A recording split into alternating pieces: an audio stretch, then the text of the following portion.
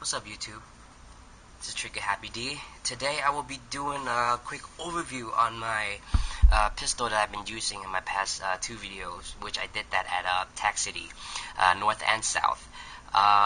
What this gun actually is, it's a Tokyomarui Hi-capa series, but what it was before, it used to be a .45 Xtreme, which, as we all know, it shoots full auto. And after owning it for maybe a month or two, I found out that I don't like it at all. I didn't like how it shoots, didn't like how it plays. It's almost no use to have that automatic guns to be used this way, or to be made this way to me. So what I did was I kept the on the cosmetic part, like the trigger, the hammer, or the grip and the lower frame. I swapped out, okay, these little parts that came, the inside the lower frame, which were like the trigger release, or these little gadgets, the hold your bang. I took it out and swapped it with aftermarket brand. So basically, right now it's shooting just semi-auto, just like any Hi-capa series out there. As you can see, that it only has one side of the safety. This one just blanked out, which is cool to me. I kind of like that because I don't really think you do need two-sided safety anyway, unless you're left-handed. So it's working pretty okay for me with this one. Other than that, I actually changed the whole top part, from the slide-on, which used to be this, the plastic, standard Tokyomarui. But see, I couldn't use this part here at all because the nozzle housing is actually been reversed, or it's something with it that you can't actually just swap it on with like the regular Hi-capa and then make it shoot auto, or it's not compatible at all. So this is no use. Now what I did was the slide. I changed that to a shooter design, Limcat Custom, which used to be 6-inch. Okay, it came with the outer barrel that actually extended the front about this, this long. I was kind of into speed shooting and IPSC for a little while, and kind of got old to me, so I don't really use the slide anymore. Figure I just make it shorter by using the outer barrel that actually came with the .45 Xtreme. It's plastic. It works fine. I mean, I don't need any more modification on it at all. I mean, it's working perfect in harmony.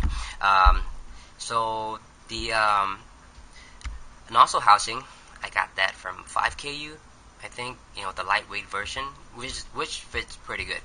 And the nozzle itself came from Garter, the reinforced one. The hop-up set, I actually got that new too. It's from AIP. By the way, guys, I really do recommend the this hop-up set. It's working really well.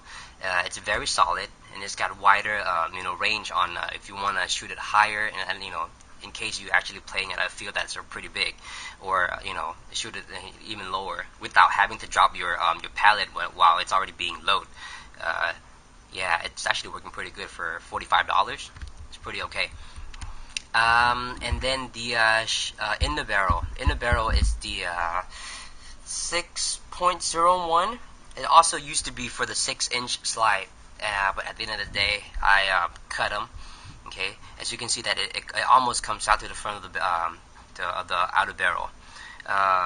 Compared to the original, 4.5, it actually shoots maybe, I don't know, but 3 or 2 foot per second faster, which is kind of good. I mean, it helps out a little bit.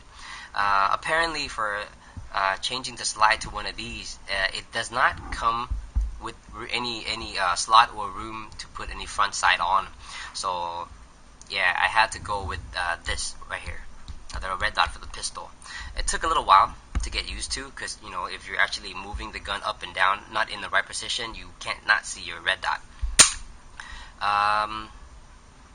As you can see, it's not so hard to see, even though while you're shooting it still recoils. You can still see your targets, and it's pretty cool. Other than that, the trigger parts, I got that from Garter as well. It's actually the readjustable kind. See, clicks in right away, and it shoots pretty fast compared to the regular Hi-capa, where like the other guns like M9 or the P226, yeah, it shoots much faster than that one, than those. Other than that, the spring, the recoil spring, I got that, the short stroke recoil version from 9ball. Okay, as you can see that when I slide it, it doesn't come all the way to the back, so I can't, lock it. So that means it doesn't, you won't know if you actually run out of pallets or not, which was fine. I mean, I never really emptied my whole entire clip, until I changed my magazine anyway, which was alright. For the grip, the Tokyomarui grip sometimes give you this problem where you play a couple of games or actually play for maybe like more than 2-3 hours, and your grip start to slip from your hand. And yeah, I mean, I might as well just soldered it. So basically, I did it all the way from the side, okay, all the way to the top here.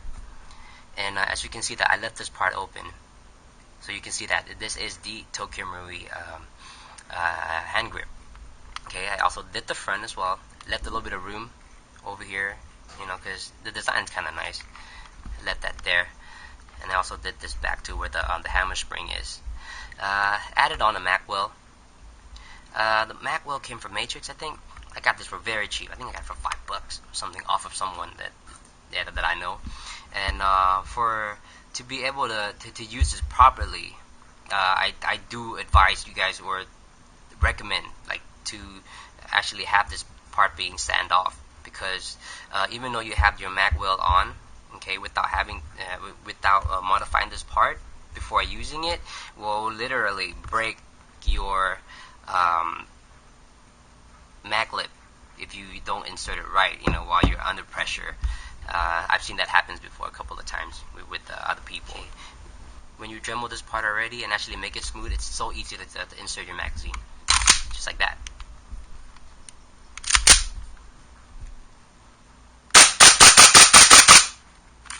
Yep. So yeah, this is pretty much it with this gun. It's the same one that I've been using for the past 2 videos. Hopefully you guys enjoyed it, and I'll be posting more videos of anything else that I have, in my garage, and then see you guys next time. Thanks for watching.